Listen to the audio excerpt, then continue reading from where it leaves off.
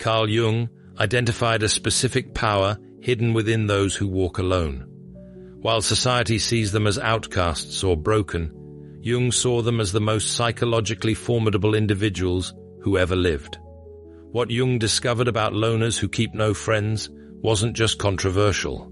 It was dangerous enough that he warned other psychologists to handle these individuals with extreme caution.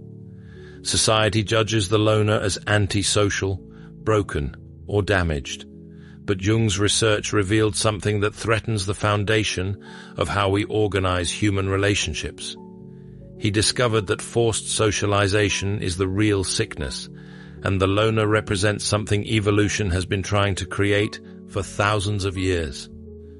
The question isn't why some people walk alone.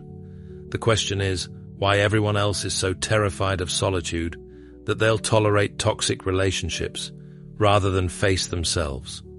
Jung's clinical files reveal a disturbing pattern. The individuals who kept no friends weren't suffering from social deficits.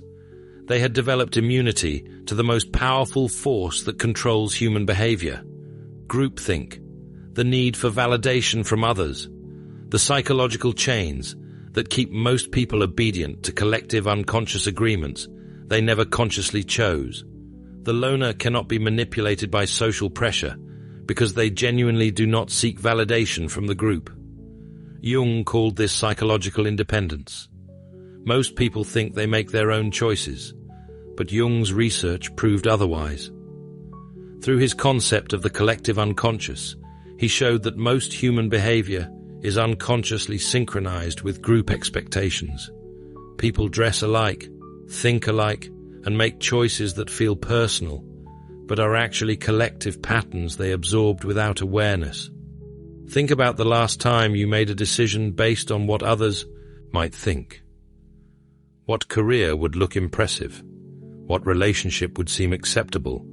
What opinions would keep you included in your social circle? Most people make dozens of these calculations daily, without realizing they've handed control of their lives to invisible judges who never asked for that power. The loner exists outside this system, not because they're rebelling against it, but because they never plugged into it in the first place. Their brain developed differently.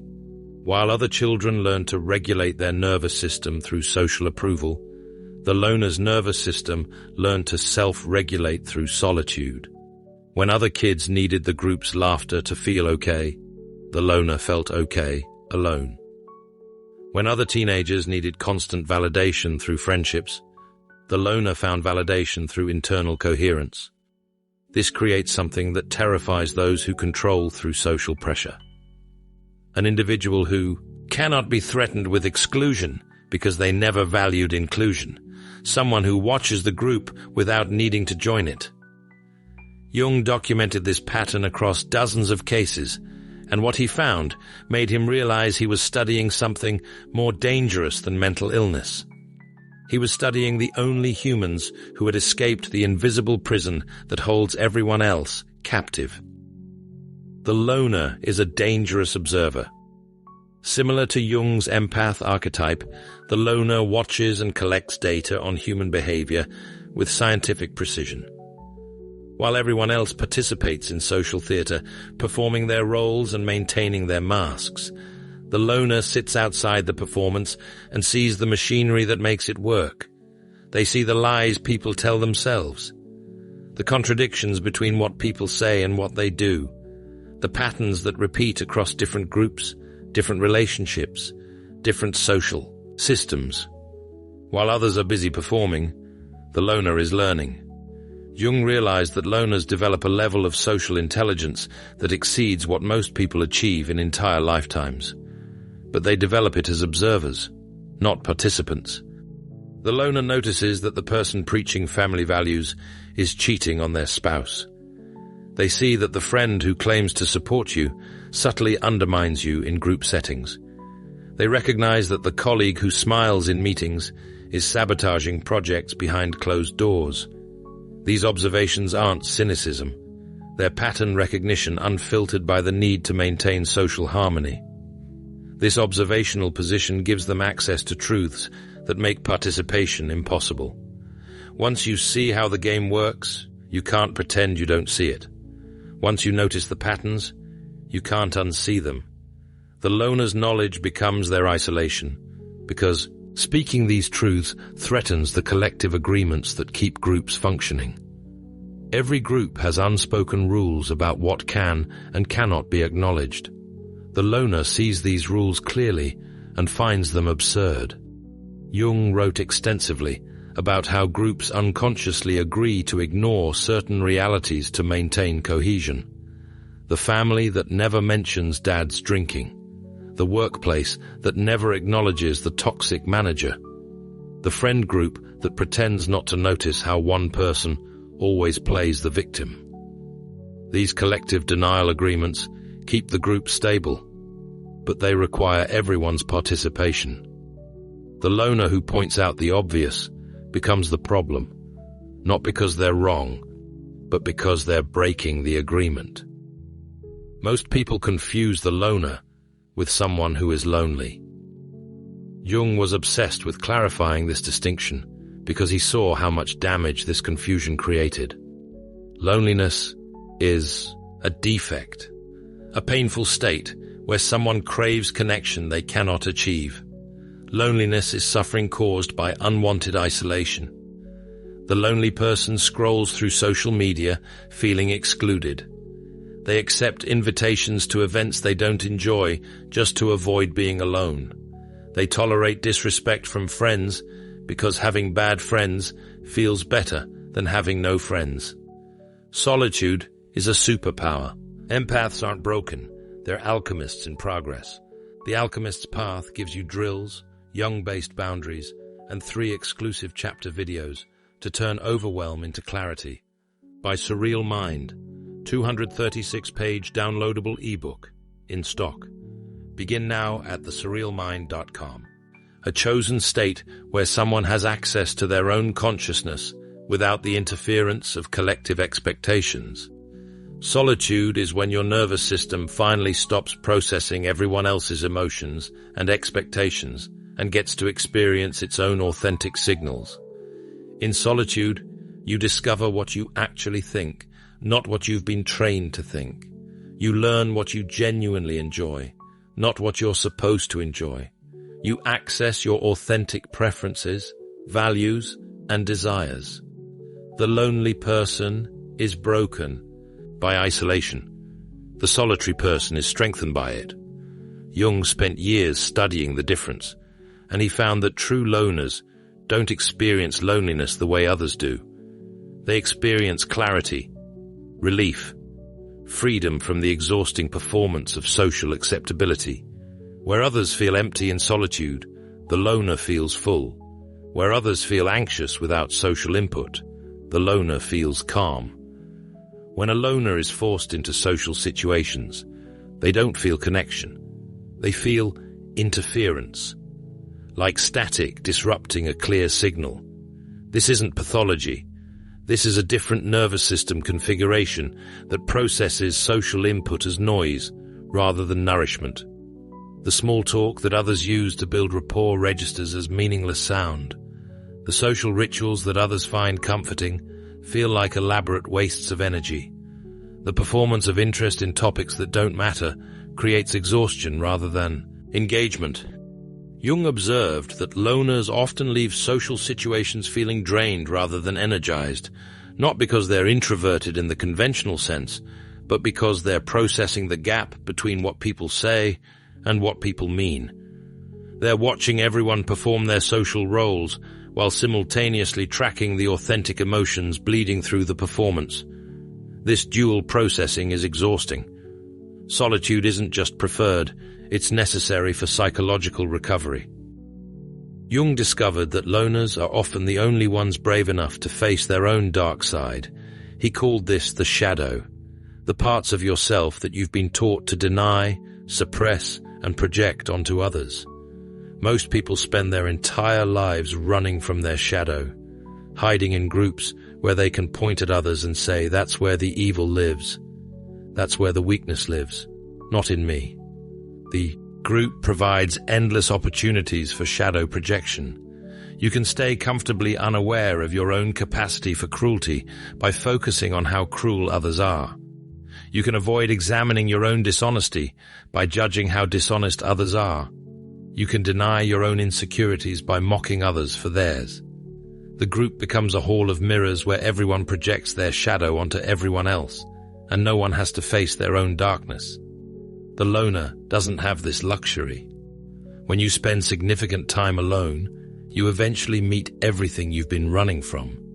Your capacity for cruelty, your selfishness, your fears, your weaknesses. Everything the group taught you was unacceptable to acknowledge. In solitude, there's no one else to blame, no one else to compare yourself to, no one else to use as a distraction from your own psychological reality. Jung found that loners who successfully integrate their shadow become psychologically stronger than people who hide in groups. Because once you've faced your own darkness and survived, you're no longer afraid of it. You're no longer controlled by the fear of having it exposed. You become immune to shame as a control mechanism. You've already looked at the worst parts of yourself and decided you can live with them. This acceptance creates unshakable psychological stability. The person who has integrated their shadow knows they're capable of selfishness, so accusations of selfishness don't destroy them. They know they're capable of cruelty, so recognizing cruelty in themselves doesn't shatter their self-image. They've accepted their full humanity, light and dark together. This acceptance paradoxically makes them less dangerous than people who deny their shadow because they're conscious of their capacity for harm and can choose differently. This shadow integration creates what Jung called psychological sovereignty. The loner who has faced their darkness cannot be manipulated by threats of exposure. They already know what they're capable of. They've already accepted it. This makes them unblackmailable, unshameable, uncontrollable through the normal social mechanisms that keep most people obedient. Jung documented this process in his own life. During his confrontation with the unconscious, he spent years in solitude facing psychological contents that would have destroyed most people. He saw visions that could have been diagnosed as psychosis. He experienced emotions that could have led to breakdown. He confronted parts of himself that contradicted everything he wanted to believe about his own character. But he didn't run from these experiences. He studied them. He integrated them. He emerged from that experience fundamentally changed. No longer afraid of his own mind. No longer dependent on external validation. Psychologically complete in a way that most people never achieve. Jung's work on the shadow, on archetypes, on the individuation process, all came from his willingness to spend years alone with psychological contents that terrified him. The loner's psychological development follows this same pattern. Solitude forces shadow integration. Shadow integration creates sovereignty. Sovereignty threatens every system built on controlling people through shame and social pressure. This is where Jung's research becomes truly dangerous, because the loner who has integrated their shadow and achieved psychological sovereignty reaches a point where they can make decisions that terrify the group. They can walk away from toxic systems without fear. They can expose truths without concern for social consequences. They can act on their own values, even when those values contradict collective expectations. Jung called this the snap. Not a psychological breakdown, but a moment of absolute clarity where the loner decides to act. Because they don't need the group's approval. They're capable of making choices that the group finds incomprehensible or threatening. Whistleblowers who sacrifice their careers to expose corruption. Truth-tellers who risk their reputations to name what everyone knows, but no one will say. People who walk away from prestigious positions because the work contradicts their values. Individuals who choose integrity over inclusion, even when inclusion would be easier, safer, more profitable. The group punishes these actions severely because they threaten the collective agreements that keep the system stable. Organizations exile whistleblowers. Social circles ostracize truth-tellers. Families scapegoat members who refuse to maintain the collective denial. But the loner who has achieved psychological sovereignty cannot be controlled by punishment that relies on social pain. Exclusion doesn't hurt when you never valued inclusion. Shame doesn't work when you've already integrated your shadow. Reputation damage means nothing when you never derived your identity from external validation. This makes the loner dangerous, not because they're evil, but because they're free. Freedom is the ultimate threat to systems built on control. A person who cannot be manipulated, shamed, or coerced into compliance is a person who can dismantle entire power structures simply by refusing to participate. They can say no to opportunities everyone else scrambles to accept. They can walk away from relationships everyone else tolerates. They can question beliefs everyone else defends without examination. Jung spent decades studying this phenomenon, and he reached a conclusion that still makes psychologists uncomfortable. The loner isn't broken. The loner is evolved. They represent what human consciousness can become when it develops outside the constraints of collective unconscious programming. They're not missing something that others have. They're accessing something most people never find. Most people are running code they downloaded from their culture without ever examining whether that code serves them. Beliefs about what success means, assumptions about what relationships should look like, rules about what emotions are acceptable, scripts about how life should unfold. All of this programming runs in the background, determining choices that feel personal, but are actually collective patterns, repeated across millions of lives. The loner is someone who rejected the download and wrote their own operating system. This makes them incompatible with standard social infrastructure, but it also makes them capable of innovations that groupthink could never produce. Because they're not constrained by collective agreements about what's possible, they can see solutions others cannot imagine. Because they're not invested in maintaining the status quo, they can advocate for changes others fear. Jung found that history's greatest breakthroughs often came from loners, artists who worked in isolation for years before their work found recognition, scientists who pursued questions everyone else dismissed as impossible or irrelevant, philosophers who thought thoughts no one wanted to hear, inventors who built prototypes in solitary workshops, while others called them crazy. These individuals could see possibilities that groupthink made invisible, because they weren't constrained by collective agreements about what was acceptable to imagine. The loner's legacy isn't loneliness, it's liberation, not just for themselves, but for everyone who witnesses someone living according to their own values rather than collective expectations. Every loner who achieves psychological sovereignty proves that it's possible, that you can survive outside the group, that you can face your shadow and integrate it, that freedom from collective control is achievable if you're willing to pay the price of solitude. Jung understood this deeply because he lived it. His break with Freud left him professionally isolated. His former colleagues dismissed him. His theoretical innovations were ridiculed. His confrontation with the unconscious left him psychologically alone in territories no one else could navigate with him. But that solitude produced some of the most profound psychological insights in human history, concepts that revolutionized how we understand human consciousness, ideas that still shape psychology, spirituality, and philosophy more than half a century after his death. The loner, who keeps no friends, isn't avoiding connection. They're protecting their consciousness from interference so they can access truths that collective participation makes invisible. They're not failing at social relationships. They're succeeding at something most people never attempt: the development of a fully individuated self, capable of thinking its own thoughts, feeling its own feelings, and living according to its own values. The world needs loners, not because they're better than others, but because they see what others cannot see. They think thoughts others are afraid to think. They ask questions others are programmed not to ask. They live possibilities others are too controlled to attempt. Every system needs people who can step outside it and evaluate whether it still serves its stated purpose or whether it's become self-perpetuating, regardless of outcomes. If you're someone who keeps no friends, Jung's message to you is simple. You're not broken. You're not defective. You're not missing something everyone else has. You're accessing something most people never find. Your solitude isn't a problem to solve.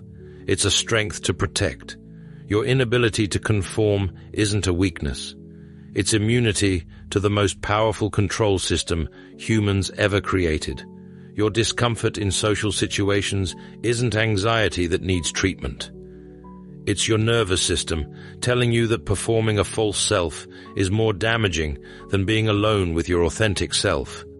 The dangerous truth Jung discovered is that the loner represents human potential freed from collective limitations. And that freedom, that sovereignty, that psychological independence is exactly what every control system fears most.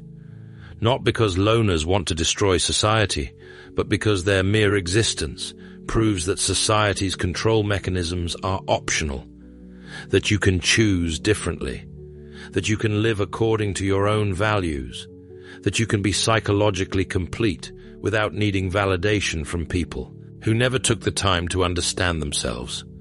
The loner isn't dangerous because they're evil. They're dangerous because they're free.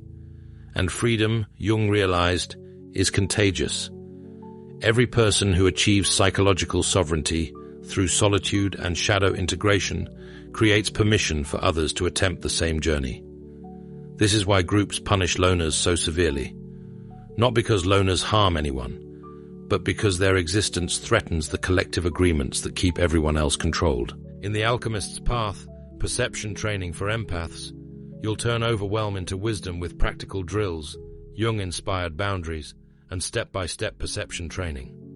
This guide includes 3 exclusive chapter videos to deepen each lesson. Written by Surreal Mind, 236 pages, beautifully designed 8.5 by 11 downloadable ebook, in stock now. Start your training today. Feel deeply while thinking clearly. Get The Alchemist's Path at thesurrealmind.com.